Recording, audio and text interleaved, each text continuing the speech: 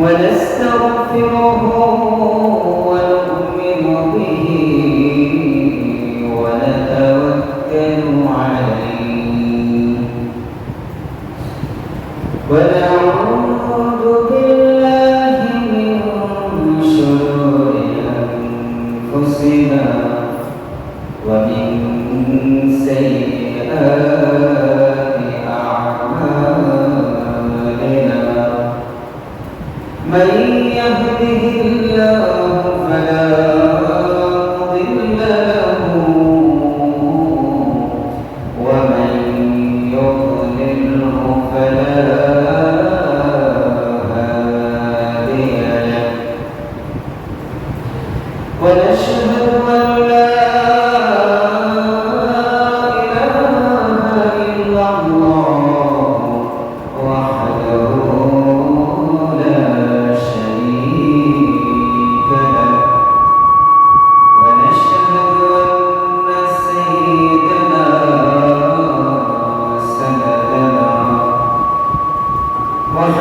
وحبيبنا وحبيب ربنا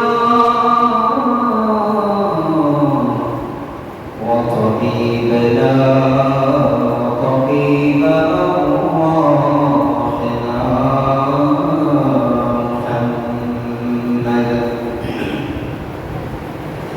أرسله الله تعالى بالهدى ودين الحق ليظهره على الدين كله وكفى بالله شهيدا أما بعد فقد قال الله تعالى في كلامه المجيد وفي فرقانه الحميد شباب العواز في كل أعوذ بالله من الشيطان الرجيم بسم الله الرحمن الرحيم يا أيها الإنسان ما غرك بربك الكريم الذي خلقك فسواك فعدلك في أي صورة ما شاء ركبك وقال تعالى في كلامه المجيد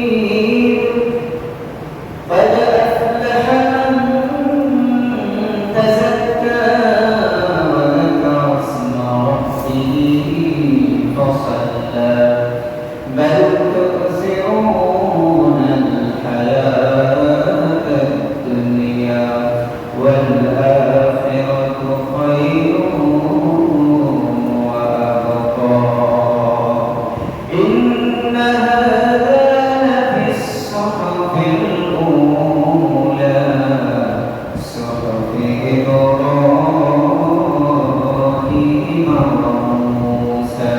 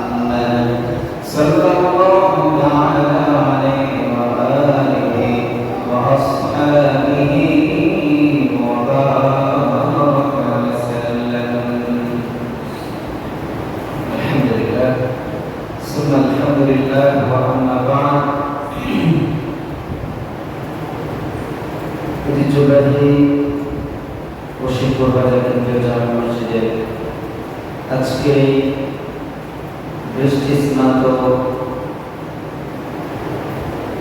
দুপুরে জুমার মাহেন্দ্রক্ষণে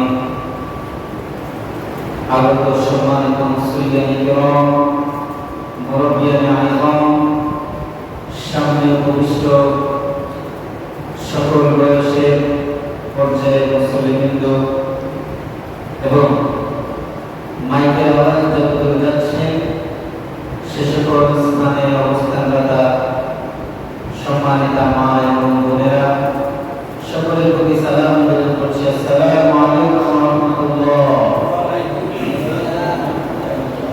কেমন আছেন সবাই? ভালো আছেন তো মুরব্বিরা?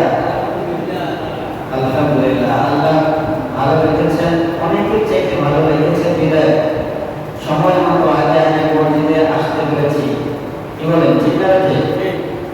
এবং মসজিদে আগে আগে আসা যে ফজিলত, পর্যায়ক্রমে উট কোরবানির সওয়াব, গরু কোরবানির সওয়াব, বকরি কোরবানির সওয়াব, একের পর এক পর্যায়ক্রমে সুন্দর সওয়াব আগে আগে যারা আসবে তাদের জন্য। এই জন্য আগে আগে যে আসতে পেরেছি, এই জন্য শুকরিয়া আদায় করবো তো ইনশাআল্লাহ। সবাই আওয়াজ দিয়ে বলে আলহামদুলিল্লাহ। সালাম প্রেরণ করছি মুহাম্মদ রাসূলুল্লাহ সাল্লাল্লাহু আলাইহি ওয়াসাল্লামের প্রতি, সবাই করছি সাল্লাল্লাহু আলাইহি ওয়াসাল্লাম। সম্মানিত হাজির, আমি এর আগেও আপনাদের মাঝে আপনাদের সামনে একদিন বসার সুযোগ হয়েছিল, আপনাদের কি মনে আছে? আচ্ছা, রমজানের আগে। আলহামদুলিল্লাহ, আজকে আমি অত্যন্ত খুশি, ভালো লাগছে যে আপনাদের মাঝে আমাদের সাথে বসতে পেরেছি। তো আমরা সেই দিন, আজ থেকে প্রায় 5 মাস আগে আমরা সেদিন আলোচনা করেছিলাম আমানত সম্পর্কিত আলোচনা। আপনারা ভুলে গেছেন, ঠিক না? আমার মনে আছে। আমানত কেমন হতে পারে, কত পর্যায়ে হতে পারে, এই বিষয়ে আমরা কিছু বিশ্লেষণমূলক কথা বলেছিলাম। আজকে ইনশাআল্লাহ আমরা কিছু কথা বলব একটি গুরুত্বপূর্ণ বিষয়, যে সমস্যাতে আপনি, আমি, আমাদের পূর্বপুরুষ, আমাদের পরবর্তী জেনারেশন, আমাদের প্রতি জেনারেশন সবাই আমরা একটা সমস্যার মধ্যে পড়ছি, সেটা হচ্ছে দুনিয়ার ধোঁকা। আজকের আলোচনার বিষয় দুনিয়ার ধোঁকা। সবাই একটা আমার সাথে আলোচনার বিষয়টা কি? দুনিয়ার ধোঁকা। দুনিয়া যে আমাদেরকে ধোঁকার মধ্যে ফেলে রেখেছে, এই বিষয়ে আমরা কিছু আলোচনা করবো ইনশাআল্লাহ। সম্মানিত হাজির, সম্মানিত উপস্থিতি, তাহলে আজকে আমার সাথে আছেন তো মনোযোগের সাথে ইনশাআল্লাহ? ঘুমাইবেন কারা কারা? ঘুমাইবেন কারা কারা? ঘুমাবেন না, সবাই আছেন ইনশাআল্লাহ? আমরা যে আলোচনাটা করব শুরু থেকে শেষ পর্যন্ত আমরা যদি মনোযোগের সাথে কনসেন্ট্রেশন ধরে রেখে আমরা যদি আলোচনাটা আমাদের মগজে, আমাদের অন্তরে, হৃদয়ে ধারণ করতে পারি, লালন করতে পারি, তাহলে আশা করা যায় ইনশাআল্লাহ আমরা দুনিয়া এবং আখিরাতে সফলকাম হতে পারবো ইনশাআল্লাহ। আল্লাহ তাআলা সর্বপ্রথম আমাকে এই আলোচনা থেকে উপকৃত হওয়ার এবং সকলকে আলোচনা বুঝে আমল করার তৌফিক দান করুন। সবাই বলে আমিন। সম্মানিত হাজির, আমি শুরুতে একটি আয়াত তেলাওয়াত করেছি খুতবার মধ্যে। আল্লাহ রাব্বুল আলামিন সূরাতুল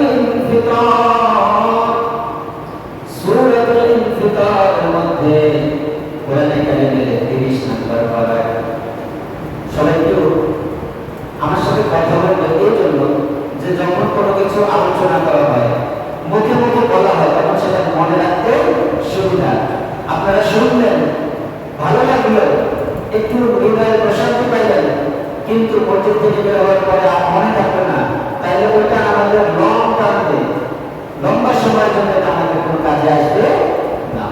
এই জন্য আমরা বলবো যে আয়াতটা পড়েছি, এই আয়াতটা সবাই বলবো কত নাম্বার পারা? 30 নাম্বার পারা। সূরাতুল ইনফিতার। সবাই বলবো সূরাটার নাম ইনফিতার। বলেন ইনফিতার। মন মুখে মুখে বলতে হবে। আল্লাহ রাব্বুল আলামিন সূরাতুল ইনফিতারের মধ্যে বলেছেন ইয়া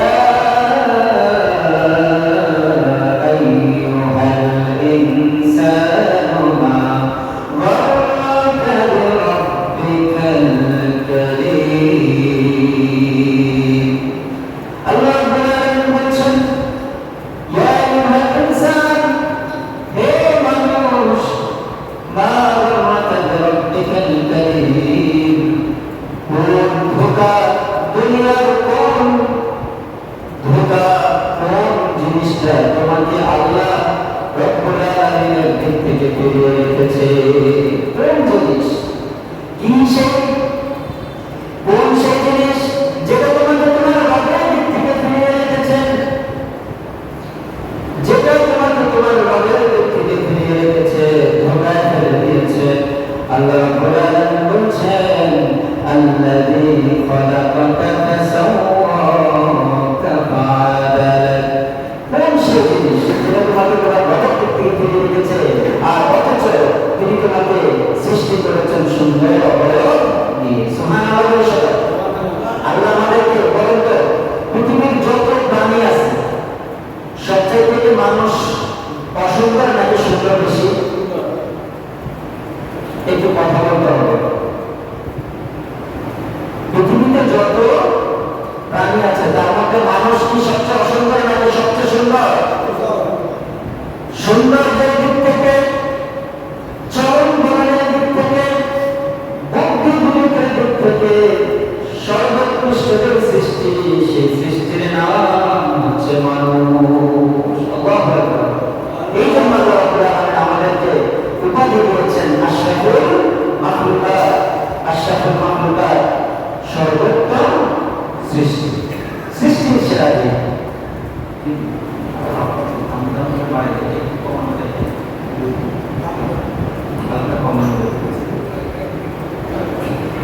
সময় কাছে আমার সাথে আছেন তো, একটু মনোযোগ দিতে হবে। তাহলে আমরা যে 50, 60, 70 বছর আমরা যে হায়াত পাচ্ছি, 80 বছর, 90 বছরের যে হায়াত পাচ্ছি, এই হায়াত ঠিক আছে, ঠিক আছে, যে হায়াতটা আমরা পাচ্ছি, এই হায়াতটা কি কাজে ব্যয় করে ফেলছি, কোন কাজে হারিয়ে ফেলছি? ঠিক আছে, ঠিক আছে, তো মনে রাখবে বাইরে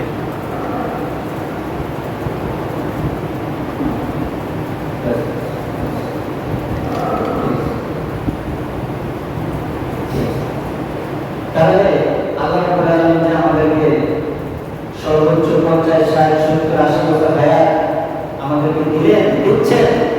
এই হায়াতের হিসাব কি দেওয়া লাগবে নাকি লাগবে না? কথা বলেন। আসলে যদি 5টা প্রশ্নের উত্তর দেওয়া ছাড়া এক কদর কোন মুসলমান, কোন বুনিয়াদ, কোন মানুষ একটা কদর আগে পিছিয়ে করতে পারবে না। আল্লাহু আকবার। 5টা প্রশ্নের উত্তর দিতে হবে। তার মধ্যে অন্যতম গুরুত্বপূর্ণ যে প্রশ্ন, সেটা হচ্ছে আমি যে তোমাকে হায়াত দান করেছি, এই হায়াতটা তুমি কোন কাজে ব্যয় করেছো? এই যে মুরব্বীরা 70, 80 বছর, 85 বছর বয়স হয়ে গেছে, আমাদের যে 30, 35 বছর বয়স হয়ে গিয়েছে, এই বয়সে যা যা করেছি সবকিছুর কি একটা হিসাব আছে না নাই?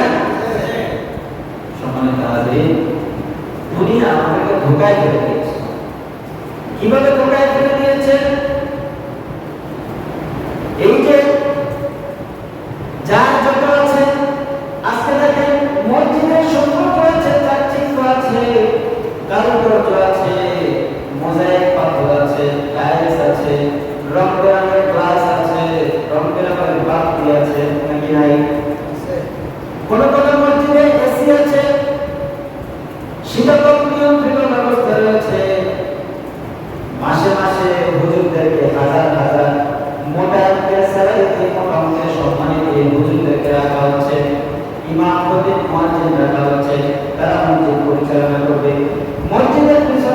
মাসে 50,000 1 লাখ টাকা ব্যয় হয়ে যায়, আমার মসজিদ আছে আরো বেশি হয়। অথচ ফজরের সময় হিসাব করতে গেলে, জোহরের সময় হিসাব করতে গেলে মুসল্লি না। কথা কি ঠিক না? আমি কি অবাস্তব কিছু বললাম? তাহলে মসজিদটা কিসের জন্য? শুধু মসজিদ কি ইমানের জন্য, নাকি শুধু মুয়াজ্জিনের জন্য, নাকি মুসল্লিদের জন্য? মসজিদ মুসল্লিদের জন্য, আর ইমাম হচ্ছে মুসল্লিদের জন্য। মানে মুসল্লিরা আসবে আর ইমাম রাখা হয় মুসল্লিদেরকে নামাজ পড়ানোর জন্য। যদি শুধু মুসল্লি না থাকতো, শুধু ইমামকে কি ইমামতি করার জন্য রাখা হতো? তাই আজকে মুসল্লি কোথায়? আজকে দুনিয়ার কথা, দুনিয়ার তামাশা, দুনিয়ার চাকচিক্য, দুনিয়ার সহায় সম্পদ, সন্তান সম্পত্তি, এগুলো আমাদেরকে ধোঁকায় ফেলে দিয়েছে। সূরা আল-মুদাথথির বলছে কুল্লু নাফসিন যায়িকাতুল মাউত সুম্মা ইলাইনা তুরজাউন। কুল্লু নাফসিন যায়িকাতুল মাউত, প্রত্যেক প্রাণী, সেটা মানুষ হোক, জীবজন্তু হোক, পশু পাখি হোক, গরু ছাগল হোক, ঘাস মুরগি হোক, পিঁপড়া হোক, মাকড়সা হোক, যাই হোক না কেন, প্রত্যেক জীবন্ত প্রাণীকে কোনো না কোনো দিন, কোনো না কোনো সময় মৃত্যুর স্বাদ গ্রহণ করতে হবে। আল্লাহ রাব্বুল আলামিন আবার কোরআনের আয়াতে বলেছেন কুল ইন্নাল মাউতাল্লাযী তাফিরুনা মিনহু ফাইন্নাহু মুলাকীকুম। এটা বলে দেন ইন্নাল মাউতাল্লাযী তাফিরুনা মিনহু, যে কোন জীবন, কোন হায়াত, কোন মানুষ, কোন প্রাণ, কোন সত্তা যদি মৃত্যু থেকে পলায়ন করতে চায়, সে যেখানে পলায়ন করুক না কেন, যে কঠিন দুর্গের মধ্যে নিজেকে আবদ্ধ করুক না কেন, তাফিরুনা মিনহু ফাইন্নাহু মুলাকীকুম, অবশ্যই অবশ্যই মৃত্যু তাকে আলিঙ্গন করবে। আল্লাহু আকবার বলে, যে যেখানে থাকুক। আচ্ছা বলেন, কিয়ামত পৃথিবীর শুরু থেকে আজ পর্যন্ত বিলিয়ন বিলিয়ন ট্রিলিয়ন ট্রিলিয়ন মানুষ আসছে গেছে। বর্তমান পৃথিবীতে 8 বিলিয়ন পিপল, 8 বিলিয়ন 800 কোটি মানুষ এই পৃথিবীর বুকে এখন বর্তমান রয়েছে। বলেন তো, পৃথিবীর শুরু থেকে আজ পর্যন্ত যারা এসেছিল সবাই কি রয়ে গেছে নাকি চলে গেছে? চলে গেছে। আজকে যারা আছে তারা কিয়ামত পর্যন্ত থাকবে নাকি চলে যাবে? কিয়ামতের আগে যদি আগ মুহূর্তে যদি কেউ জন্মগ্রহণ করে, সিংহের ফুট দেওয়ার সাথে সাথে সে কি চলে যাবে নাকি থাকবে? থাকার সুযোগ নাই, দুনিয়া থাকার জায়গা নয়। এখানে আসেই মানুষ চলে যাওয়ার জন্য, এখানে জন্মের আগে মৃত্যুর কল্পনা জারি হয়ে যায়। কথা বলেন ঠিক না? আসার আগে যাওয়ার টিকিট কাটা হয়ে যায়, কারণ বাবার পরে ছেলে আসবে এটার গ্যারান্টি আছে, কিন্তু বাবার পরে ছেলে যাবে নাকি আগে যাবে এটার কোনো গ্যারান্টি নাই। This is the reality. সময় আছে, এই জন্য নিজেকে নিজে প্রশ্ন করতে হবে, নিজেকে নিজে জবাব দিতে হবে, কোন কারণে আল্লাহ রাব্বুল আলামিন দুনিয়ার বুকে আমাদেরকে পাঠাইলেন। দুনিয়ার বুকে শুধুমাত্র গরু ছাগলের মতো খাইলাম দাইলাম, একটা সময় মরে গেলাম, কোনো হিসাব কিতাব নাই, কিয়ামতের ময়দানে হাসর মিজান নাই, কোনো সিরাত নাই। মানুষের জন্য কিয়ামতটা কি কথা বলেন? গরু ছাগল হাঁস মুরগি তারা দুনিয়াতে আসছে, আবার খাবে দাবে, ঘাস খাবে, লতা পাতা খাবে, খের খাবে, মুরগি খাবে, ভুসি খাবে, এরপরে একটা সময় বাচ্চা বাচ্চা দিবে, এরপরে একটা সময় চলে যাবে। তারপরে কি কিয়ামতের ময়দানে গরু ছাগলের হিসাব আছে? কুকুর বিড়ালের হিসাব আছে? তাদের কি হাসর মিজান ফুলসিরাত আছে? মানুষের আছে? তাহলে মানুষ যদি মনে করে যে ওই গরু ছাগল হাঁস মুরগি যেভাবে আসছে, খাচ্ছে, যাচ্ছে, বাচ্চা প্রসব করছে, বংশ বিস্তার করছে, আবার চলে যাচ্ছে, মানুষ যদি তাই মনে করে, তাহলে মানুষের কি চলবে নাকি কি আমাদের সেই কঠিন ময়দানে হিসাব দেওয়া হবে? এই জন্য শুরুতে যে আয়াত তেলাওয়াত করেছে, ইয়া আইয়ুহাল ইনসান মা গাররাকা বিরাব্বিকাল কারীম আল্লাযী খালাকাকা ফাসাওয়াকা ফাআদালাকা ফী আইয়ি সূরাতিন মা শাআ রাকাবাক কাল্লা বাল তুকাযযিবুনা বিদ্দীন। কখনো নয়, বাল তুকাযযিবুনা বিদ্দীন, বরং তারা কিয়ামত সম্পর্কে অস্বীকৃতি জানায়।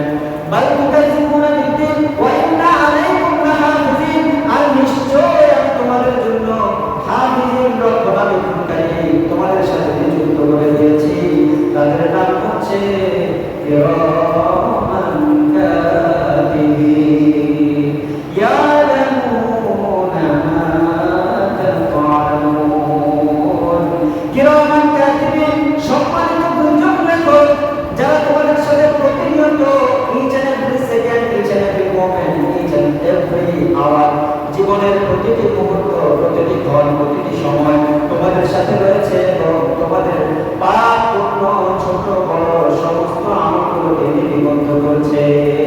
আল্লাহু আকবার বলেন। আপনি আমি অন্ধকার ঘরে কোনো একটা পাপ করার সময় মনে করি কেউ তো দেখতেছে না, কেউ দেখতেছে না। কে কথা বলেন? কথাটা কি ঠিক? কেউ কি দেখতেছে না? কে দেখতেছেন? আওয়াজ দিয়ে বলেন, কে দেখতেছেন? এই এলাকায় কি কোনো যুবক পোলাপান নাই? আমি তো একজন যুবক দেখতেছি, মধ্যে সাহেব ছাড়, ইমাম সাহেব ছাড়, একজন যুবক দেখতেছি। কি খেলা? তো রাত্রে না হয়, কি খেলা হয় নাকি? রাত্রে খেলা দেখে নাকি রাত্রে খেলা দেখে চিট পটান হয়ে গেছে, 12টার বাজে উঠে কোনো রকম আসতে যে গোসলখানায় গিয়ে ঘাটটায় গিয়ে এবার খেলার আলোচনা করতে করতে করতে করতে এরপরে হচ্ছে যে আলোচনা শেষ, এরপরে জুমার হুজুর একামত দেওয়া শুরু করছে। ওই জায়গা থেকে দৌড় দিয়ে আসে, জুতা একটা পিছনে আর একটা সামনে, কোনো রকম মসজিদে ঢুকছে, আবার একটু পানি টানি থাকলে বৃষ্টি দিন আসারও খাইতে পারে। কথা বলেন ঠিক না? রাগ করলেন? রাগ করছেন? নিজেদের সন্তানদেরকে সতর্ক করো। এই সন্তানের জন্য জবাবদিহিতা করা লাগবে নাকি লাগবে না? আল্লাহ রাব্বুল আলামিন কোরআনে বলেছেন, কু আনফুসাকুম ওয়া আহলিকুম নারা। এ মানুষ, তোমরা নিজেরা বাঁচো, কু আনফুসাকুম নিজেদেরকে বাঁচাও, ওয়া আহলিকুম নারা এবং তোমাদের পরিবারবর্গকে জাহান্নামের কঠিন আযাব থেকে, আগুন থেকে বাঁচাও। শুধুমাত্র নিজে বাঁচলে হবে না, নিজের স্ত্রী সন্তান। আজকে আপনার টাকা আছে, ছেলে চাওয়া মাত্র আইফোন কিনে দিয়েছেন, আপনার টাকা আছে, মেয়ে চাওয়া মাত্র টাকা দিয়ে দিয়েছেন, সেই টাকা নিয়ে এসে লক্ষ্মীপুর শিশু পার্কে বয়ফ্রেন্ড নিয়ে ঘুরে পার্কে বসে আছে, আপনার খবরও কথা কি? এরকম কিছু ঘটনা কি ঘটে নাকি ঘটে না? অবাস্তব বলে বললেন হুজুর, আপনি তো অবাস্তব কথা বলছেন। আপনার টাকা আছে, ছেলে চাওয়ার সাথে সাথে হুন্ডা কিনে দিয়েছেন, এবার ছেলে হুন্ডার পিছনে গার্লফ্রেন্ড নিয়ে আর কি একটা ব্যবসা কি করতেছে, আপনার খবর নাই। মনে রাখবেন, আপনার টাকা দিয়ে ছেলে অপকর্ম করতেছে, এই টাকার দায়ভার, এই অপকর্মের দায়ভার আপনার কাঁধে আসতেছে নাকি আসতেছে না? প্রিয় ভাইরা, দুনিয়ার ধোঁকা। সন্তানের জন্য, স্ত্রী সন্তানের জন্য খরচ করা সওয়াবের কাজ। আই রিপিট, আমি আবার বলছি, স্ত্রী সন্তানের জন্য খরচ করা কি কাজ? সওয়াবের কাজ। আপনি যদি সওয়াবের নিয়ত করেন, আপনার এটা আপনার উপরে দায়িত্ব, এরপরেও আল্লাহ আপনাকে সওয়াব দান করেন, কারণ আল্লাহ মহান। আল্লাহ আপনার উপরে স্ত্রী সন্তানের হক রয়েছে, স্ত্রী সন্তানের ঘরের পোষণের দায়িত্ব রয়েছে। এরপরে দায়িত্ব পালন করার পরে আপনি দায়িত্ব থেকে মুক্ত হন, আবার আল্লাহ রাব্বুল আলামিন আপনাকে সওয়াব দান করেন। এখন আপনি সেই সওয়াবের আশায় আপনি আপনার আন্ডার ম্যাট্রিক 8, 9, 10 এর পরে এই ছেলেকে আইফোন দিয়ে দিলেন, দামি স্যামসাং S24 আলট্রা, আপনি প্রো ম্যাক্স দিয়ে দিলেন, ভালো হলো? আপনার টাকা আছে, সওয়াবের আশায় আপনি মেয়েকে প্রয়োজন নাই বাড়তি টাকা দিয়ে দিলেন, ভালো হলো? সওয়াবের আশায় আপনি বিদেশ থেকে আপনার স্ত্রীকে আপনি অনেক টাকা পয়সা হাতে দিয়ে দিচ্ছেন, সে উড়াচ্ছে, ভালো ভালো দামি দামি ফোন কিনছে, আবার দেখা গেছে পরকিয়া করে প্রেমিক নিয়ে হোটেলে হোটেলে খেয়ে বেড়াচ্ছে, ভালো হচ্ছে? এরকম ঘটনা বাংলাদেশের মনে নাই? আপনারা আওয়াজ দিয়েন। ফেসবুক খুললে, ইউটিউব খুললে তাকানো যায় না, কোনো ভালো দরকারে ফেসবুকে ঢুকলে দেখি পরকিয়া, অমুক জায়গায় তমুকে ধরা, তমুক রেস্টুরেন্টে তমুকের বউ আরেকজন করে নিয়ে ধরা, অমুকের সাথে অমুকের বউ ভেঙে গেছে, এরকম নিউজ কি আছে না নাই? কেন হচ্ছে ভাই? কেন হচ্ছে? আপনি মনে করেন যে শুধু যারা চলে যাচ্ছে তাদের দোষ? আপনার আমার উপরে যে দায়িত্ব রয়েছিল, আপনি বাবা, আপনার উপরে মেয়ের জন্য যে দায়িত্ব রয়েছিল, মেয়ের উপরে আপনার স্ত্রীর যে দায়িত্ব রয়েছিল, আপনি তা যথাযথভাবে পালন করেন নাই। এই জন্য আপনার স্ত্রী আরেকজনের ধার করে বাজারে মার্কেটে রেস্টুরেন্টে পার্কে ঘুরতে পারে। কথা বলেন ঠিক না বেটে? আপনার খবর নাই। আপনি তো টাকা কামাইতেছেন, আপনার যে এদিক দিয়ে দুনিয়া আখেরাত সব চলে যাচ্ছে, আপনার খবরও নাই। আপনি স্ত্রীর অ্যাকাউন্টে টাকা ঢালতেছেন, স্ত্রীর জন্য বিদেশ থেকে ঘড়ি স্বর্ণ গয়না পাঠাইতেছেন, আনতেছেন, আর স্ত্রী সেগুলো নিয়ে আপনি আসবেন এক সপ্তাহ পর, এক সপ্তাহ আগে চমক। আপনার খারাপ লাগতেছে? বাস্তবমুখী এই জন্য বলতেছি যে দুনিয়া আমাদেরকে ধোকায় ফেলেছে। এত টাকার তো দরকার নাই, দুনিয়া তো থাকার জায়গা নয়।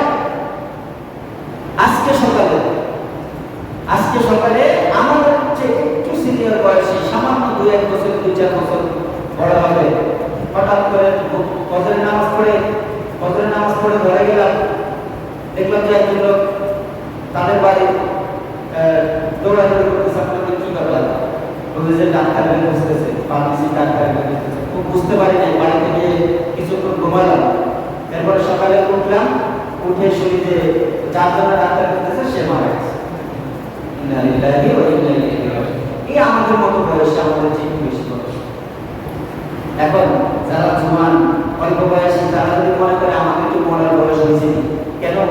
আপনার যে ভাতিজা জন্মের পরে মারা গেল, আপনি কি তাকে দেখেন নাই? আপনার যে প্রতিবেশী মায়ের গর্ভে থাকতে জীবিত ছিল 8 মাস, এরপরে ডেলিভারি হবে ভাব এমন সময় মারা গেল, আপনি কি দেখেন নাই?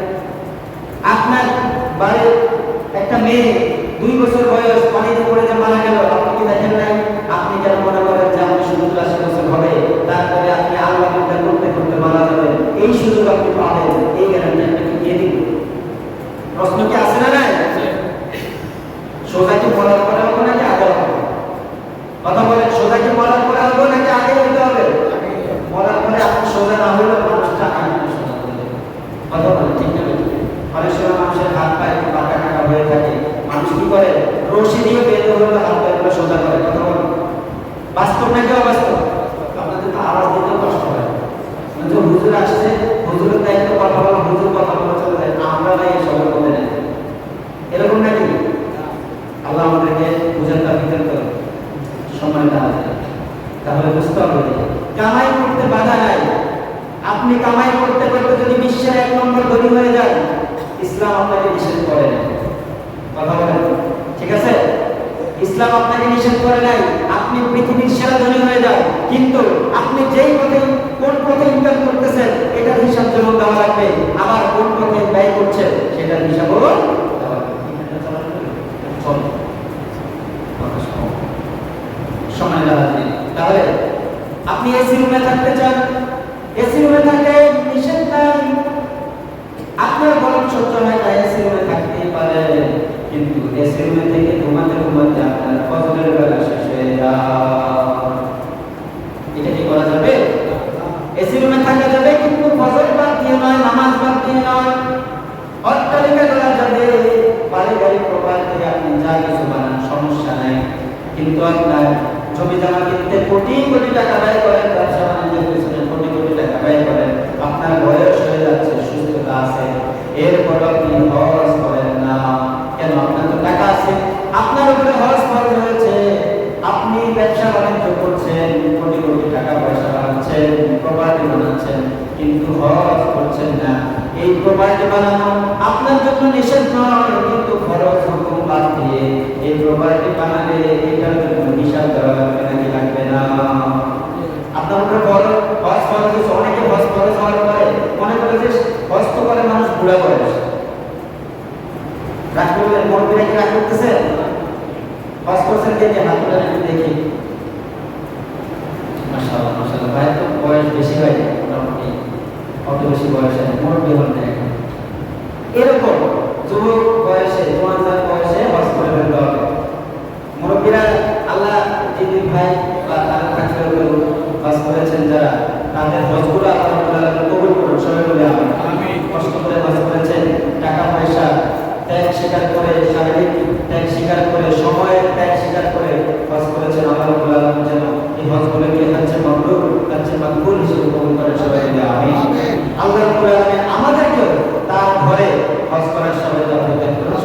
যে কথা বলছিলাম যে এই যে আজকে সকালে যে ঘটনাটা, আমার খুব সম্পর্কে আত্মীয় হয়, প্রতিবেশী হয়, মারা গেলেন, কয়েকদিন আগে দেখা হলো, সুন্দর কথা বলেছিলেন, হঠাৎ করে মারা গেলেন।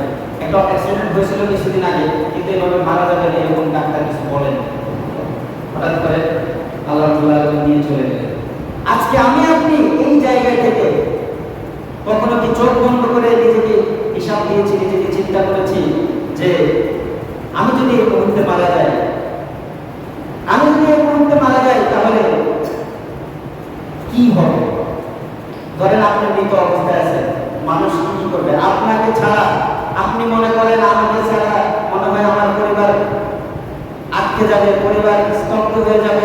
স্থগিত হয়ে যাবে, দুনিয়ার সকল কর্মকাণ্ড মনে হয় স্থগিত হয়ে যাবে। খোদার কসম করে বলছি, আপনি মারা গেলে দুনিয়াবাসীর এক চুল পরিমাণ ক্ষতি হবে আপনাকে ছাড়া সব চুল। আপনি মনে করেন আপনার কাছে আপনার জমির দলিল, আপনার জমি সকল কিছু আপনি বুঝেন, আপনার সন্তানরা বুঝে না। আপনি মারা যাওয়ার সাথে সাথে একটা মৃত্যু সনদ করে নিলে তারা তাদের জমি বন্টন করে নিতে পারবে, আপনাকে আর প্রয়োজন হবে। বরঞ্চ এই যে এদিকে ফেসবুকে দেখলাম যে বাবা মারা গেছে, ছেলে সন্তানেরা বাবার জানাজা আটকায় রাখছে, বাবার লাশ আটকায় রাখছে, আগে জমি জমার হিসাব এড়িয়ে গেছে। এই জীবনের কোনো দাম আছে বলে? কথা বলেন, এই জীবনের কোনো দাম আছে?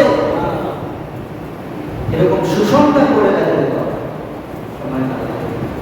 এই জন্য চোখ বন্ধ করে একটু চিন্তা করেন।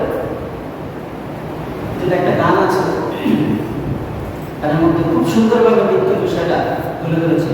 আমি চোখ বুঝে দেখি আমার লাশ কাফন হয়েছে সারা। একটু চোখটা বন্ধ করেছি। আমি চোখ বুঝে দেখি আমার লাশ কাফন হয়েছে সারা। এই যে আপনি দেখবেন যে আপনি মৃত্যু হয়ে গেছে, সবাই আপনাকে নিয়ে ব্যস্ত, আপনার নাম ধরে আর কেউ ডাকে। ভাইয়ের নাম মিনহাজ না? আমার মনে আছে 6-5 মাস আগে আপনার নাম, ভাইয়ের নাম মিনহাজ। আল্লাহ মাফ ভাই আজকে মারা গেলে সবাই বলবে এই লাশটা ধরো, মিনহাজকে ধরো, এই কথা আর কেউ বলবে। এই জন্য সেই লাশ থেকে ভাসে আতরের ঘ্রাণ, কাঁদিছে আপন যারা। আমি চোখ বুজে দেখি আমার লাশ কাফন হয়েছে সারা। সবাই দাঁড়ালো জানাজার নামাজে, কিছু পরে সব ফিরে যাবে কাজে। আপনার লাশটা জানাজা কোনো মতে হইলে দেখবেন যে কিছু লোক দৌড় দিচ্ছে, তাদের কাজ আছে। কথা বলেন ঠিক না? আপনার অনেক কাছের বন্ধু, তার গুরুত্বপূর্ণ কাজ আছে, আপনাকে মাটি দেওয়ার সময় আর না। সবাই দাঁড়ালো জানাজার নামাজে, কিছু পরে সব ফিরে যাবে কাজে। কেমনে একাকী কাটাবো কবরে, আমি যে হলে সাথী হারা। আমি চোখ বুজে দেখি আমার লাশ কাফন হয়েছে সারা। আমি তো ভুলে কখনো করিনি নামাজ রোজা, এখন একাকী বলিতে হবে সকল পাপের বোঝা। আমি যে নামাজ পড়ি নাই, আমি যে রোজা রাখলাম না, এইটার পাপের বোঝা কি আমার বাবা মা বহন করবে? এই পাপের বোঝা কি আমার স্ত্রী বহন করবে? যে স্ত্রীকে আমি হাজার হাজার টাকা দিয়ে, লাখ লাখ টাকা দিয়ে জামা কাপড় স্বর্ণ গয়না কিনে দিলাম, যে সন্তানকে আমি লাখ লাখ টাকা দিয়ে আইফোন কিনে দিলাম, যে মেয়েকে আমি লাখ লাখ টাকা এফডিআর করে জমা করে তাকে তারপরে বিয়ের সময় খরচ করলাম, সেই মেয়েকে আমার নামাজ রোজা না করার যে পাপ, এই পাপের বোঝা কি তারা বহন করবে কিনা? প্রত্যেকের নিজের হিসাব নিজে।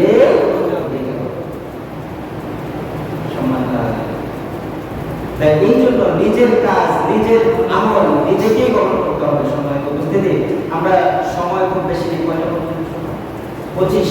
আচ্ছা, ইনশাআল্লাহ আমরা 25-এর মধ্যে শেষ করব। সম্মানিত উপস্থিতি, এই জন্য বলি যে আপনি ভালো মতো খান, ঘুরতে যান, হ্যাং আউট করেন, কোনো সমস্যা নাই, হালাল পন্থায় যে কোনো কাজ করা যাবে, কিন্তু ইবাদত বন্দেগী ফরজ হুকুম আহকাম বাদ দিয়ে করা যাবে না। নামাজ রোজা বাদ দিয়ে কোনো হই হুল্লোড় করা যাবে না।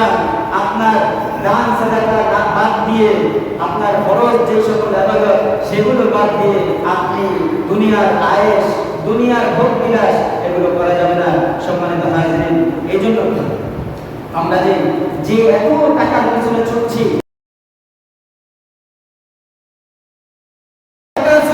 যে প্রাচুর্যের পিছনে আমরা দৌড়াচ্ছি, হাত্তা যুদ্ধুল নবাবে, এই প্রাচুর্যের পিছনে প্রতিযোগিতা করতে করতে দৌড়াইতে দৌড়াইতে একটা সময় মৃত্যু আমাদেরকে কবর পর্যন্ত পৌঁছে দেয়। ঠিক না বেঠে? আবার কি বলে ঠিক না বেঠে? এই যে প্রাচুর্যতা, ব্যবসার পিছনে দৌড়াইতে দৌড়াইতে, চাকরির পিছনে দৌড়াইতে দৌড়াইতে, ব্যবসার জন্য চাকরির জন্য কোনোদিন যদি 4টা বাজে ভোর 5টা বাজে অফিসে যাইতে হয়, অথবা ভর্তি করতে ঢাকা যাইতে হবে, অথবা ভর্তি করতে লক্ষ্মীপুর যাইতে হবে, 5টা বাজে 4টা বাজে যদি উঠা লাগে তাহলে আমাদের ঘুম ভাঙে। খেলার জন্য 2টা বাজে, খেলার জন্য রাত 2টা বাজে অ্যালার্ম দিয়ে রাখে, আমাদের ঘুম ভাঙে। অ্যালার্ম না দিলেও ঘুম ভাঙে, অথচ নামাজের জন্য ভোর 5টা 6টা বাজে আমাদের অ্যালার্ম দিলেও ঘুম ভাঙে না। আমাদের বাস্তব নাকি অবাস্তব? আমার মনে হয় আমার মুরব্বীরা আমার সাথে আমার উপর রাগ করছে, কথাই বলে।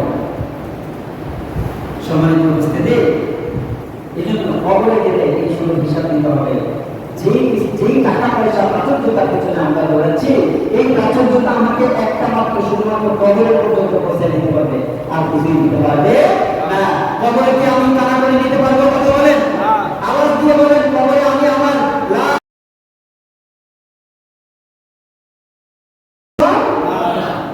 আজকে একটা মহাসত্য মহাবাস্তব কথা বলে দেই।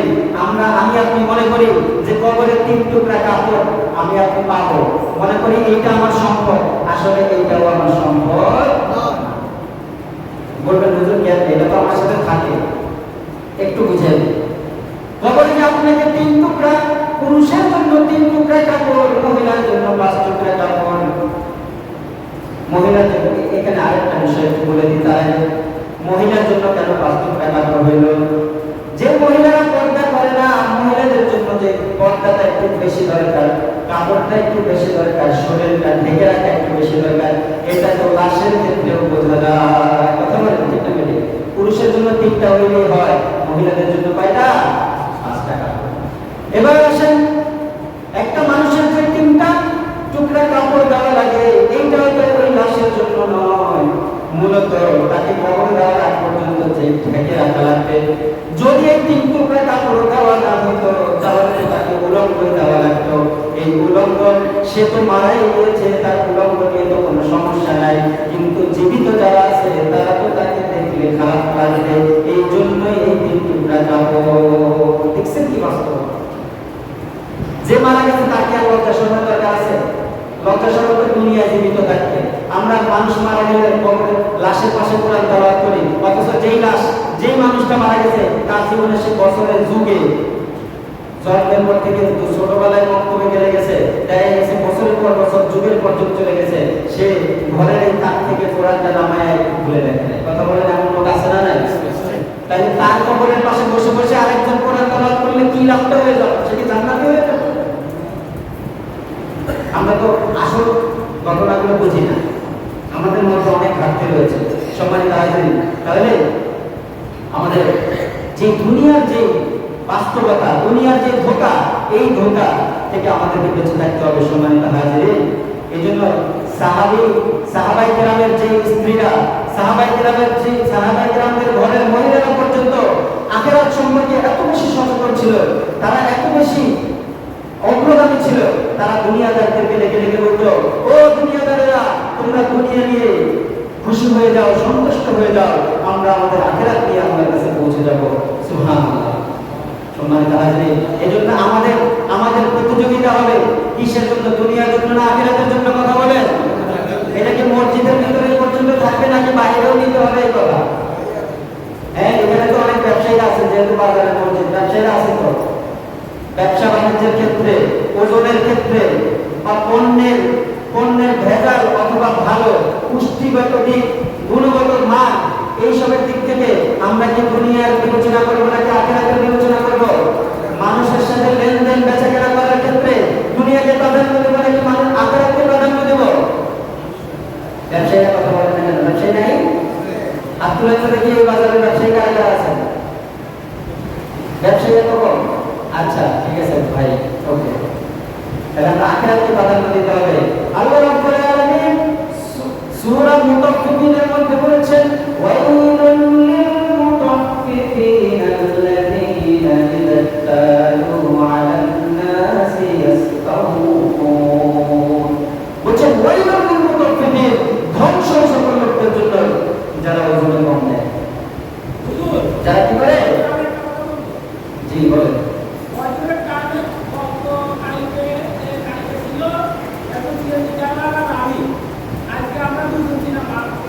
জি জি আচ্ছা জি জি বুঝতে পারছি। আমরা এটা নিয়ে কথা বলেছি, আবার কথা বলছি, একটু একটু জি আপনার কথা বুঝতে পেরেছি। আমরা এটা নিয়ে কথা বলেছি যে ফজরের সময় আমরা রাতের ভোরবেলায় 2টা বাজে উঠে খেলা দেখতে পারি, আমল ফুর্তি করতে পারি। কিছু কিছু মুরব্বীরা খেলার জন্য পাগল হয়ে গেছে, কিন্তু দেখা গেছে যারা রাত্রে 2টা বাজে 1টা বাজে 1টা বাজে সারা রাত খেলা দেখতে পারে, ফজরের নামাজের সময় তাদের খবর থাকে না। এমনকি খেলা দেখতে দেখতে ফজরের সময় হয়ে যায়, এরপরে বলে না আচ্ছা খেলা তো দেখলাম যাই 2 রাকাত ফজরের নামাজটা পড়ে আসি, এই কথা বলে না। তখন তাদের চোখে ঘুম আসে, খেলার সময় আর চোখে ঘুম আসে না, তখন দৌড় দিয়ে বাড়িতে গিয়ে শুয়ে পড়ে। নাউজুবিল্লাহ বলি। সম্মানিত হাজিরিন, তাহলে এই যে পাপাচারে আমরা মগ্ন হয়ে গেছি, আল্লাহ রাব্বুল আলামিন বলছেন যে বাল তুসিরুনাল হায়াতাদ দুনিয়া, এই দুনিয়া হচ্ছে নগণ্য, এই দুনিয়া তুচ্ছ। ওয়াল আখিরাতু খায়রুন ওয়া আবকা, আর আখিরাত হচ্ছে উত্তম এবং চিরস্থায়ী। সেই চিরস্থায়ী যে জান্নাত, চিরস্থায়ী যে আখিরাত, এই আখিরাতের জন্য কাজ না করে আপনাকে যদি অফার দেওয়া হয়, যে মোবাইলে আজকে আপনি 100 টাকা রিচার্জ করলে আপনি আজকে 500 টাকা পাবেন একসাথে। আরেকটা অফার আছে যে আজকে আপনি 300 টাকা রিচার্জ করবেন, প্রতিদিন আপনি 50 টাকা করে বোনাস পাবেন। আপনি হিসাব মিলে ক্যালকুলেট করে দেখবেন যে কোনটা বেশি লাভ, একদিনে 500 টাকা পাওয়া লাভ নাকি আগামী সবসময় 50 টাকা করে পাইলে লাভ, কোনটা লাভ বেশি? ভাই ব্যবসায়ী বলেন তো। 50 টাকাটা লাভ বেশি না? ধীরে ধীরে একটু দূর একটু কম কম পাবো, একটু দেরি হবে, লাভ করতে একটু দেরি হবে, কিন্তু ওইটা স্থায়ী। আমরা দুনিয়াতে যা পাইতেছি ওই যে নগদ যা পাওয়া হাত পেতে নাও, বাকির খাতা শূন্যতা, এই চিন্তা করে আমরা মগ্ন হয়ে গেছি। অথচ আখিরাতে যে আমাদের জন্য বিশাল ব্যক্তি একটা জান্নাত রয়েছে, সেদিকে আমাদের খবর নাই। সম্মানিত হাজির, আমাদের আলোচনা একেবারে শেষ পর্যায়ে একটা হাদিস বলে শেষ করছি। আল্লাহ রাসূল সাল্লাল্লাহু আলাইহি ওয়াসাল্লাম বলেন, ইন্নাদ দুনিয়া খুলিকাত লাকুম, এই দুনিয়াকে সৃষ্টি করা হয়েছে তোমাদের জন্য, ওয়া ইন্নাকুম খুলিকতুম লিল আখিরাহ, আর তোমাদেরকে সৃষ্টি করা হয়েছে আখিরাতের জন্য। সবাই বলে সুবহানাল্লাহ। দুনিয়া কাদের জন্য সৃষ্টি করা হয়েছে? আমাদের জন্য সৃষ্টি করা হয়েছে। আমাদের জন্য যা বরাদ্দ সেটা আমি আপনি যেভাবেই হোক এটা ভক্ষণ করেই যাব, এটা ভোগ করেই যাব। এটার জন্য এত লাফালাফি ফালাফালি, এত দুনিয়া আর আখিরাত, একেবারে সন্তান সন্ততি পরিবার নামাজ কালাম রোজা সমস্ত কিছু ভুলে দুনিয়ার জন্য এত লাফালাফি ফালাফালির কোনো প্রয়োজন নাই। আল্লাহ যেটা বরাদ্দ করেছেন সেটা চেষ্টার মাধ্যমে আমাদের কাছে চলে আসবে, কিন্তু আখিরাত আমাদের কাছে চিরস্থায়ী। এই আখিরাতের জন্য আমাদেরকে কাজ করতে হবে, এই আখিরাত আমাদের জন্য সৃষ্টি করা হয়েছে। সম্মানিত হাজিরিন, এজন্য আমাদেরকে দোয়া করতে হবে, রব্বানা আতিনা ফিদ দুনিয়া হাসানা, হে রব্বুল আলামিন আমাদেরকে দুনিয়ার কল্যাণ দান করুন, ওয়া ফিল আখিরাতি হাসানা, এবং আখিরাতেরও কল্যাণ দান করুন, ওয়া কিনা আযাবান নার, আর আমাদেরকে কি করুন? জাহান্নামের কঠিন আগুন থেকে রক্ষা করুন। সবাই বলি আমিন। সম্মানিত উপস্থিতি, সবশেষ আমার ফরিয়াদ, আমার আকুতি আপনাদের কাছে, আমার নিজের জন্য সেই একই কথা যে আমরা দুনিয়াতে এই যে দুনিয়া করতে করতে আমরা পাপাচারে নিমজ্জিত হয়ে যাচ্ছি। সময় যে হায়াত আমরা পেয়েছি, সময়ের এই সমষ্টি, সেই সময় সম্পর্কে আল্লাহ রাব্বুল আলামিন কসম করে বলেছেন, ওয়াল আসর ইন্নাল ইনসানা লাফি খুসর, every mankind will be damage. সময়ের কসম খেয়ে আল্লাহ রাব্বুল আলামিন বলছেন যে প্রতিটি মানুষ কি করে? ক্ষতির মধ্যে নিমজ্জিত, প্রতিটি মানুষ ক্ষতির মধ্যে নিমজ্জিত। যে পাপাচারে আমরা জড়িয়ে পড়েছি, এমন অনেক পাপাচার আছে আমি আর আমার রব ছাড়া কেউ জানে না। সমস্ত পাপের জন্য আমরা তওবা করব ইনশাআল্লাহ। সবাই রাজি আছেন ইনশাআল্লাহ? পৃথিবী না জানো আমি তো জানি, আমি কি পাপ করেছি, পৃথিবী না জানো আমি তো জানি, আমি কি পাপ করেছি, আমার পাপের করলে বিচার, বাঁচার আমার নাম, দয়াময় তুমি মাফ করো আমায়, মাফ করো আমায়। সবাই বলি আমিন। আমাদের গোপন, আমাদের প্রকাশ্য, দিনে রাতে, আধারে, আলোতে, ইচ্ছায় অনিচ্ছায় কিন্তু সকল গুনাহগুলো মাফ করে দেন। দুনিয়ার উপরে আখিরাতকে প্রাধান্য দিয়ে আমাদেরকে আমাদের জিন্দেগি গঠন করে আখিরাতের সেই মহা পুরস্কার জান্নাত কামাইয়ের সুযোগ দান করেন। সবাই বলে আমিন।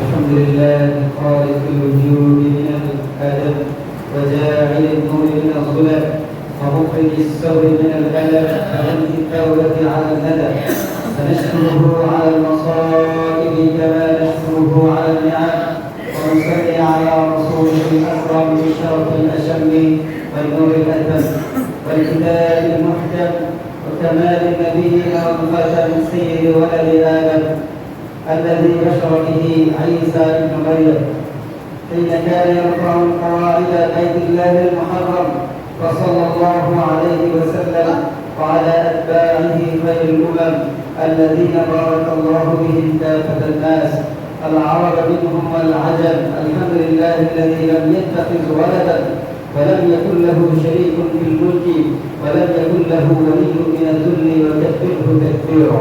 الحمد لله الذي أنزل على عبده الكتاب ولم يجعل له عوجا. فالحمد لله نحمده ونستعينه ونستغفره ونؤمن به ونتوكل عليه ونعوذ بالله من شرور أنفسنا ومن سيئات أعمالنا. من يهد الله فلا مضل له ومن يضلل فلا هادي له ونشهد أن لا إله إلا الله وحده لا شريك له ونشهد أن سيدنا وسندنا وحبيبنا وحبيب ربنا وطبيبنا وطبيب أرواحنا ومولانا محمدا عبد الله ورسوله أرسله الله تعالى بالهدى ودين الحق ليظهره على الدين كله وكفى بالله شهيدا. وصلى الله عليه وسلم تسليما كثيرا. أما بعد فإن أصدق الحديث كتاب الله وخير الهدي هدي محمد صلى الله عليه وسلم وإن شر الأمور محدثاتها وإن كل محدثة بدعة وكل بدعة ضلالة وكل ضلالة في النار. أيها الإخوان، قال الله عز وجل في كتابه الكريم، قال الله عز وجل في سورة الانفطار: أعوذ بالله من الشيطان الرجيم.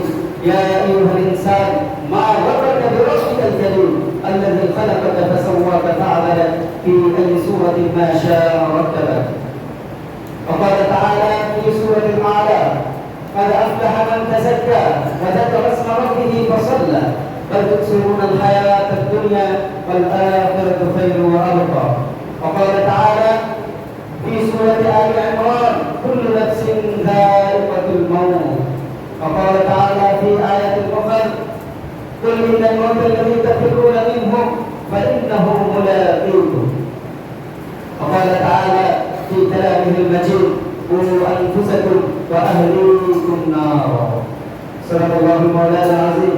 وقال رسول الله صلى الله عليه وسلم في حديث الشريف: إن الدنيا خلقت لكم وإنكم خلقتم للآخرة. أو كما قال عليه الصلاة والسلام. بارك الله لي ولكم في القرآن العظيم ونفعني وإياكم بالآيات والذكر الحكيم. أقول قولي هذا أستغفر الله لي ولكم ولسائر المسلمين من كل ذنب فاستغفروه يا فوز المستغفرين.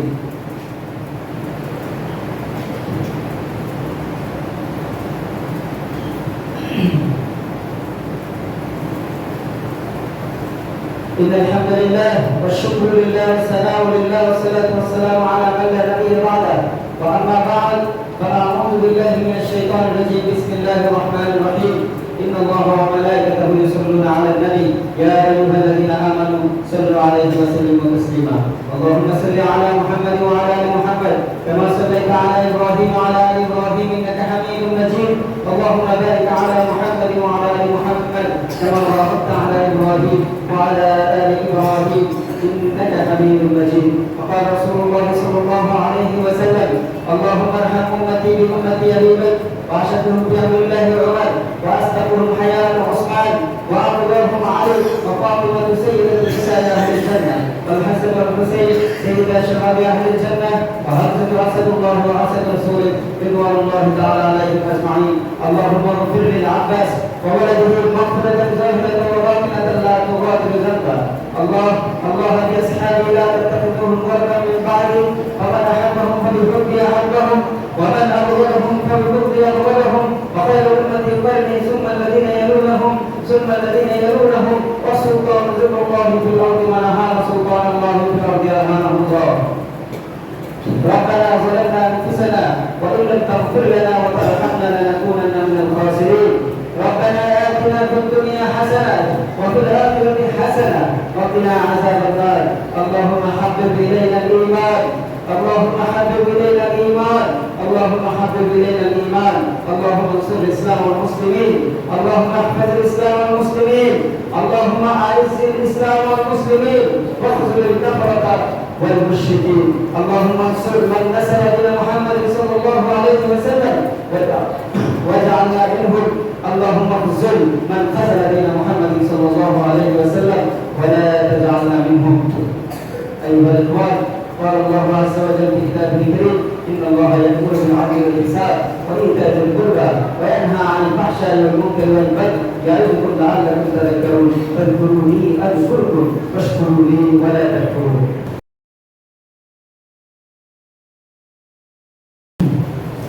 الله أكبر.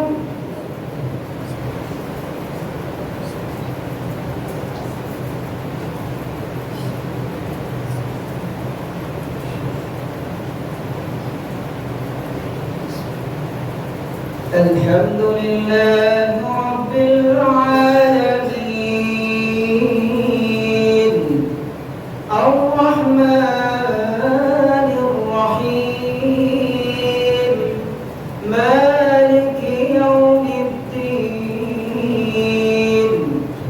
إياك نعبد وإياك نستعين اهدنا الصراط المستقيم صراط الذين أنعمت عليهم غير المغضوب عليهم ولا الضالين.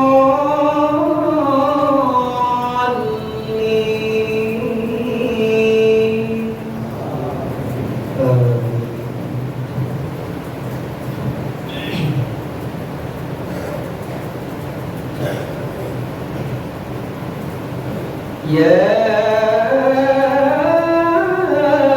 أيها الإنسان ما غرك بربك الكريم الذي خلقك فسواك فعدلك في أي صورة ما ركبك كلا بل تكذبون بالدين وإن عليكم لحافظين كراما كاتبين يعلمون ما تفعلون.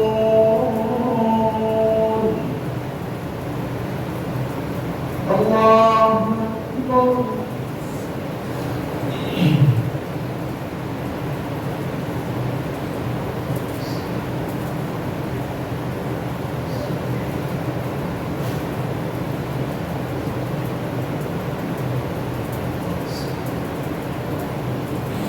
سمع الله لمن حمده. الله أكبر.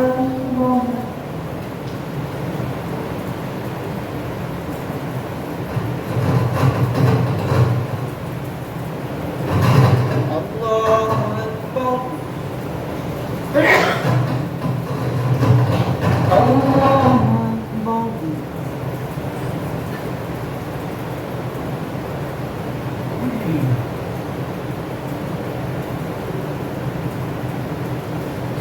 الله أكبر.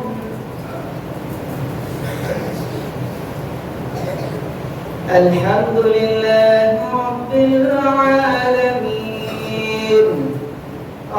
الرحمن الرحيم مالك يوم الدين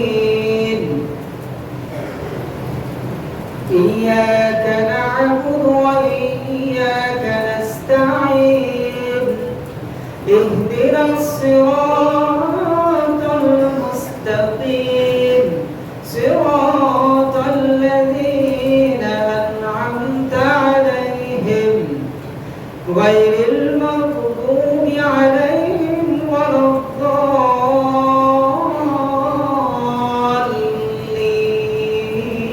الضالين.